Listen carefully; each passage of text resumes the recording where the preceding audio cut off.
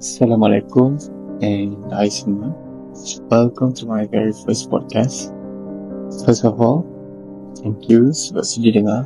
Honestly, saya pun tak tahu nak start macam mana, but I guess kita mula dengan something real. So today's episode, I just want to share something personal, something yang maybe some of you tengah lalui sekarang. Pasal hidup yang terlalu sibuk sampai lupa diri sendiri.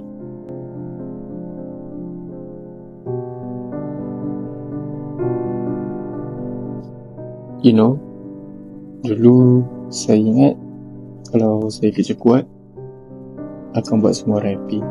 Always on the go, tak stop. Saya akan berjaya, saya akan happy. Tapi sebenarnya saya penat, saya lost. Saya rasa macam ni ke life yang aku nak? Everyday kerja, balik kerja pun tak hasil kerja, weekend pun macam tak cukup. Sampai satu hari saya duduk sorang-sorang, I look at my phone, no message. I tengok kalender,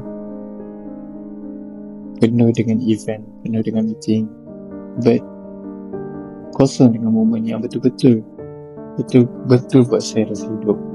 And then boom, the moment hit me. I was like, what am I doing with my life? From that day onward, saya start slow down. Saya start tanya diri saya balik, apa saya suka? Bila last saya betul-betul gelak dengan kawan-kawan? Bila last saya tidur without fikir pasal kerja? Self-love ni bukan selfish tau. Kadang-kadang kita terlalu nak jaga semua orang sampai kita lupa jaga orang paling penting dalam hidup kita, iaitu diri kita sendiri.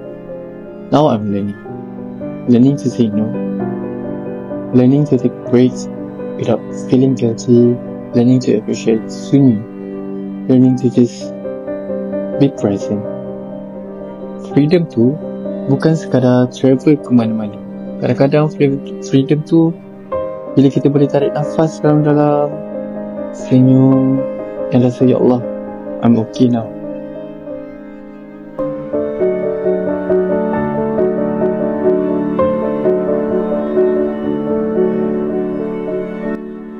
So for those yang tengah rasa lost, penat, stuck, it's okay. Start small, slow down. You don't have to be perfect. Just be real. Be kind to yourself. So yeah, that's the story of how I realized the value of life and freedom. Lepas lama saya terperangkap dengan dunia yang tak pernah pause. I hope my story boleh bagi you sedikit semangat. Till the next episode, jaga diri, love yourself a little bit more today, and remember, you're not alone. Bye bye.